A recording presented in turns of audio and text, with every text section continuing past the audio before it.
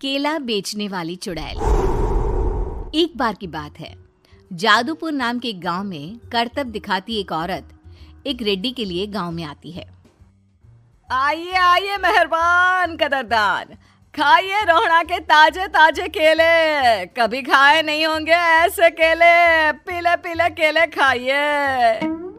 ये कहकर रोहड़ा हाथों में 4 केले लिए उन्हें सर्कल में जोर जोर से हवा में उछालती हुई करतब दिखाती है, जिसे देखकर आसपास के सारे बच्चे अपने अपने मम्मी पापा से उस औरत के पास जाने की जिद करने लग जाते हैं।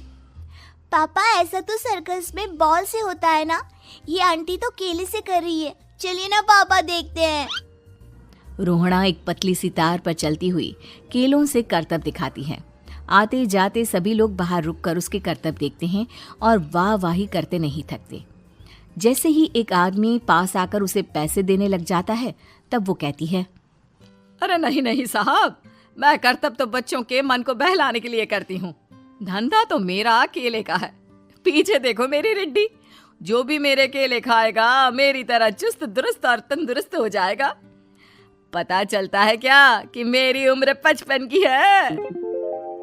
अरे पर ऐसे ठंड के मौसम में कोई केला क्यों खाएगा? ये ऐसे वैसे केले नहीं है साहब, ये शरीर में गर्मी देते हैं।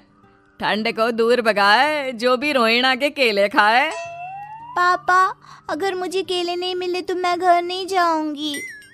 तभी उसके पापा कहते हैं कि बेटा, केले ठंड में कभी गर्मी नहीं देते। ये सब कहने की बातें हैं, सामान बेचने का तरीका है इनका।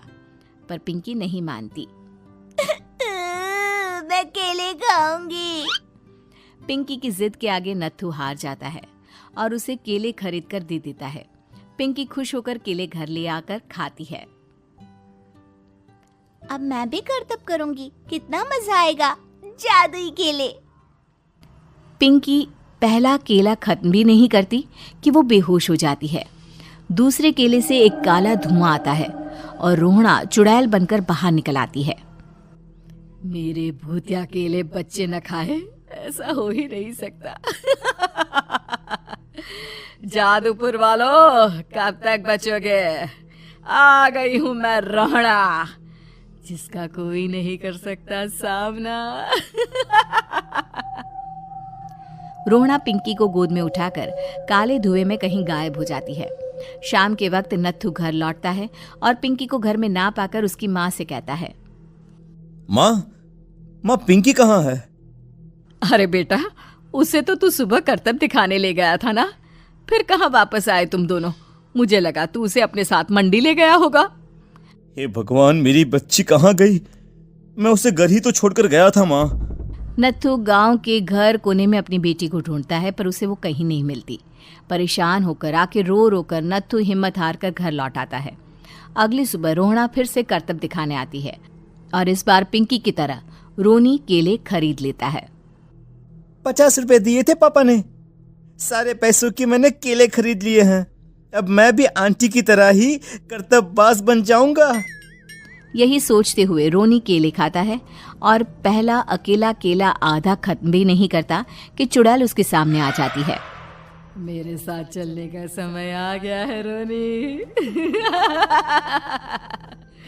ये तो बस शुरुआत है। अब इस गांव के सारे बच्चे धीरे धीरे मेरे कब्जे में होंगे, एक बच्चा भी नहीं बचेगा।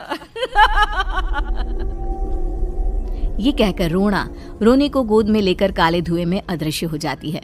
इसके बाद हर रोज गांव में से कोई ना कोई बच्चा गायब होता, पर ऐसा क्यों हो रहा है किसी को भी समझ में नहीं आ पा रहा था। रोज की तरह अपनी बेटी पिंकी की तलाश में नत्थू गांव के एक तालाब के पास बैठा रो रहा था। कहाँ गई मेरी पिंकी?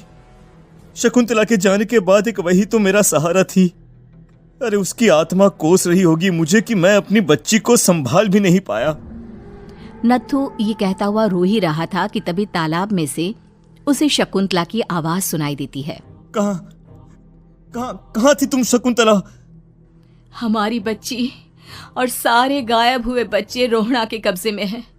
वो बच्चों को जो केले देती है उससे बच्चे बेहोश हो जाते हैं और उसके कब्जे में आ जाते हैं और वो उन्हें ले जाकर काली दुनिया में ले जाती है।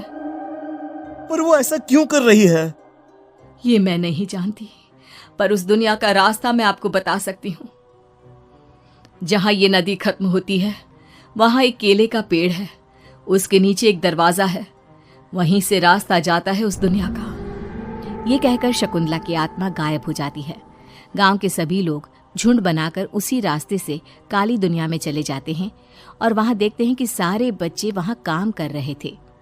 पापा मुझे ले चलो यहाँ से। पापा पापा। सभी बच्चे अपने मम्मी पापा से लिपट जाते हैं। तो तुम लोग यहाँ तक आ गए? क्यों हमारे बच्चों को पकड़ लिया तूने? तुझे शिकार ही बनाना है तो ले, हम सब आ गए हैं, हमें खा ले। नहीं, मुझे बच्चे चाहिए। मेरे बच्चे के बदले तुम लोगों के बच्चे। क्या मतलब? मैं इसी गांव में रहने वाली एक औरत थी। केले की चोरी के इल्जाम में मेरे बेटे को गांव वालों ने इतना मारा कि वो मर गया। उसी दिन मैंने ठान लिया कि गांव वालों का भी वही हाल करूंगी। कुछ दिन बाद बेटे के चले जाने के दुख में मैं भी मर गई और मेरी भटकती आत्मा एक चुड़ैल बन गई। और फिर मैंने बदला लिया तुम सबके बच्चे छीनकर। बर्दाश्त नहीं कर पाए ना? सोचो मुझ पर क्या बीती होगी। हमें माफ कर दो रोना। पता नहीं ये किसकी गलती थी, पर हम सभी माफी मांगते हैं। हमारी खुशियां लौटा दो, तुम भी तो एक माँ हो। गांव वालों की बात सुनकर रोना का मन पिघल जाता है और वो बच्चों को छोड़ देती है। उसके बाद काली दुनिया बच्चों के लिए जादुई दुनिया बन जाती है। अब कोई भी कभी भी वहां आ जा सकता था।